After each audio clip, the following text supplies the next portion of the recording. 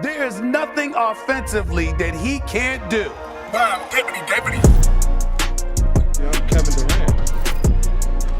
You know who I am. Y'all know who I am.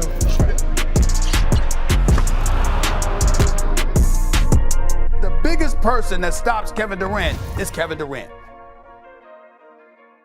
He came back one season and it became the toughest matchup that I've had to deal with in my entire career outside of Tracy McGrady. And when you talked about this in the last 40 years, Michael Jordan was 6'6". Kobe Bryant was 6'7", 6'6". So when you're watching these guys, even LeBron James is 6'9". But Kevin Durant is a full, 3-4 inches taller than all of these guys with that length. He is the most unguardable human that's ever been created from an offensive standpoint. Can shoot, can dribble, can pass, can drive, can do everything. And right now is literally the prime and the pinnacle, I think, of his career. Kobe or LeBron? Well, I mean, that's a tough one. I would say Kevin Durant. What do you think about Kevin Durant? Yeah, you talk about these two and you're battling who's the best, and Kevin Durant is going to sneak in the back door. Here is Durant for the win! Kevin Durant has won it at the buzzer! Who's By the toughest far. guy to defend? Kevin Durant. Okay. Kevin Durant. That was the one that I retired without really having to being able to figure out what it is that he, how I can stop him. Why? When he first came in the league, he was easy to defend because he couldn't go right and shoot. You should kind of shoot across his face. So that was a weakness that he had. Also in the post, he couldn't turn left shoulder. Everything was right shoulder. So that gave me areas that I could shut off. Right? And then he started developing it. And now he can pull up left, he can pull up right. He can shoot the long ball. He has runners, left hand, right hand. Before he had a left hand finish at the rim, I could always send him left, force him all the way to the basket. Even with the advantage of his size, he was still uncomfortable finishing with his left. So I could clamp the right hand and now force him into tough situations. But now he developed that. So then I couldn't really figure out, is this a rhythm thing? I'm trying to count the seconds that he takes to make his moves. When does he make them? At what times in the game? I couldn't really figure out that rhythm yet. So I retired not being able to figure him out. If there was one thing that stands out to you about them, whether it's speed or whatever, what was it for tonight? KD. I mean, you take one of the best teams that we had ever assembled last year, that we saw in the regular season and in the postseason, and then, in the offseason you add a high-powered offensive talent like that and a great basketball IQ like that, that's what stands out. I mean, it's no ifs, ands, or buts. I mean, it is what it is, and we got to figure out how to, how to combat that. Which is going to be a tough challenge for us, but that's what stands out. What more could you have done to slow Kevin down, especially in the first half? I answer this. Go ahead. Answer you. What you think? You played basketball before? What you think? Honestly, that's an honest question. What you think? You watch a lot of basketball. You with ESPN. I mean, he's Kevin Durant. I promise we tried. We didn't roll over. And we didn't just say, hey, man, you know what? Just come on, give us 50 tonight. Of course not. He's a hell of a player. The shots he took, he made some tough shots. We tried everything. right. So we tried everything. We had several different coverages for KD, and they didn't work. Dude, yeah, like sometimes you come across special people, and it doesn't matter what you send to them. It's no scheme. It's no it's no nothing that you can do with special people. He's one of them, and he showed it tonight. He put them guys on his shoulders, and even the game that he came out, he was like, "I'm Kevin Durant. Y'all know who I am," and that's a bold statement to make when you're about to go see some guys that's extremely competitive. And he came out that game, and he said, "I can really shoot over these guys," and he did it. So it wasn't lack of effort on our part. He's an all-world professional, and he proved himself. He proved exactly who people think he is, who he think he is himself, and he did it. And you tilt your hat off to a guy like that. All right. If that answers your question. KD is a certified killer. But Durant and LeBron is the difference. LeBron is a killer in his own way. He can do it all. KD can too, but LeBron just overall is, you know what I mean? KD's LeBron just presence is serial different. killer, He's the man. best all-around player we've ever seen. Chance of Durant, eclipsing LeBron or passing LeBron? He doesn't have to. When we talk about basketball 20, 30 years from now, we're going to talk about Durant. We're going to talk about him being one of the all-time greats. He is probably the most elite scorer in NBA history. When you look top to bottom, let's say guys like, you got Will Chamberlain, of course, did a lot of things inside, Karl Malone, Jordan, mid-range inside, but KD shoots the three. He's elite in transition. He gets to the line. He can score inside. So the best scorer in the history. Here we go again. Of the Yearbooks history. are out. Just the most dynamic scorer in the history. When you're a scorer like that, an all-time great scorer, first and foremost, it opens up a lot of things because there's a lot of attention on you on the floor. And with the weapons that we have on this team, him being able to just never be in a rush, find the open guy and trust that we're going to get a good shot. And on the back end, we can try to create for him as well.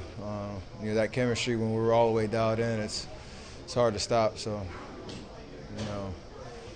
over the last couple of weeks, his game has changed from night to night just on what he sees and how he feels, and it's been impactful.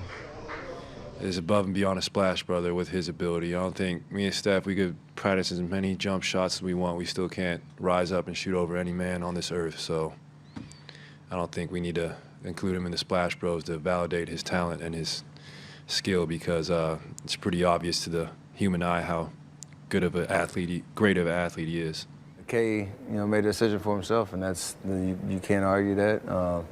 If I wish we could play with K. He's an unbelievable talent, unbelievable person. We accomplished a lot together.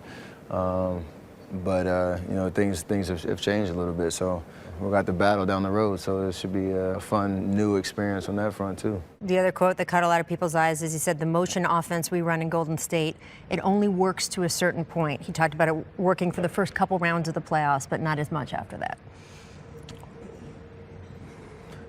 Well, I don't even care what plays we ran. We won 2 championships. We talked a lot about it throughout the 3-year run. The word sacrifice in terms of, playing a little bit differently than we all had been accustomed to over the years. We all want to play iso ball at the end of the day, at some way, shape, or form. But I'd rather have some championships too. He's 7 feet tall. He can handle like a guard. I mean, tell me what player in NBA history at 7 feet. You had Dirk who transcended the position. Yeah, but the question isn't who is the best 7-footer. The question is. But the way he does it at his size is unique and something we've never seen. But MJ, Kobe. Now, Dynamic. I'm going to tell you what he has over there. The long ball. That's what I'm saying. The three, that separates him. And as we saw the game last night, I mean, he's unstoppable. If he catches the ball in his sweet spot, there's no one in the building that can stop him. And that's what he did last night. It's not about him putting the basketball on the floor, but just getting to your spots. He was beating them early in transition. And, we talk about Patrick Beverley, but, we really insulted KD by kind of putting that matchup at a high level. But because KD is the best offensive player in the game in terms of just shooting over whoever. And it was one of those nights where he displayed it. Now, I will say this. KD is 7 feet. He's doing things that no 7-footer has ever really done. That's what sets him apart from a lot of players in this league, his ability to score from anywhere on the floor. He has great handles, and the thing that he's doing this year, better than any other year, he's blocking shots. His defense is crazy this year. With him, it's more so he realized that nobody on the floor can guard him. When guys get into that certain mode and that mindset, it can become scary, and for him to go out there and feel like he's unstoppable, that's probably one of the scariest feelings as a defender, having to guard that. He's a 7-foot guard. What can he do shooting from half court? It's tough. It's tough to defend. Guys play great defense and he's still hitting shots. And that's just a sensational performance for him to have tonight in a big, decisive game. And to be in a situation where people are going to say a lot of stuff about you negative, right? He knows that. That's a team that just beat him to get to the finals, right? He didn't care. He made the move he wanted to make. He teamed up with some very, very good players. And they are going to be powerful in the NBA. It was a power move by, you know, someone that I've now started building a relationship with, you know, and I'm proud of him for making that move. I'm proud of him for making the decision and saying, you know what, I'm gonna do what I want to do and what makes me happy. And I know it's gonna hurt some people's feelings, and I'm sorry that it's gonna hurt y'all feelings, but this is about Kevin. I think the mentality of players today are totally different than that we had back in like the 90s and early 2000s. I think it's very selfish of KD, seriously. You know, Really? I don't care if he's listening to this or not. I don't really care. But I think the fact that when you got the opportunity to play this game, especially at a high level, and especially when you have it this easy to go out there and perform, to make $45 million a year, and still appreciate this game, I just don't understand. I don't understand why he would even come out and say something like that. I mean, players today do not have the ability to understand what this game is all about. No, well, I mean, guys, you guys asked me what's the difference between the Warriors. You guys asked me this last year. What was the difference between the Warriors the previous year and this year? What was my answer? All right, there it is. You know, Kevin Durant was my answer. You know, he's one of the best players that I've ever played against, that this league has ever seen. His ability to handle the ball, shoot the ball, you know, make plays at his length, at his size, at his speed. So there it is. LeBron, do you just tip your hat when KD makes the same shot from left wing he made in Game 3 last year? And No, that wasn't the same shot. The one he made tonight was about 4 or 5 feet behind the one he made last year. Last year, you know, we're up 2, and you know, he pulled up pretty much right at the three-point line. I got a great contest, but he made it. Tonight, you know, they're up 3. He come off a pick and roll, and he just stopped behind it, pour about 4 or 5 feet behind the three-point line. So, you know, same wing, different location, but you definitely tip your hat. I mean, that's what he does. He's a scorer. You know, he's an assassin, and that was one of those assassin plays right there. It just blows me away that the narrative will be, even after this year, if they win a third consecutive championship, okay? They win 3 in a row. The narrative is going to be, well, he has to go prove it by himself. Do you think he's shut enough people up? I mean, back-to-back championships, back-to-back NBA Final MVPs. I don't know what else he could do to prove that he made the right decision. Well, he could have won one in Oklahoma City. That would have been a good decision, too. Listen.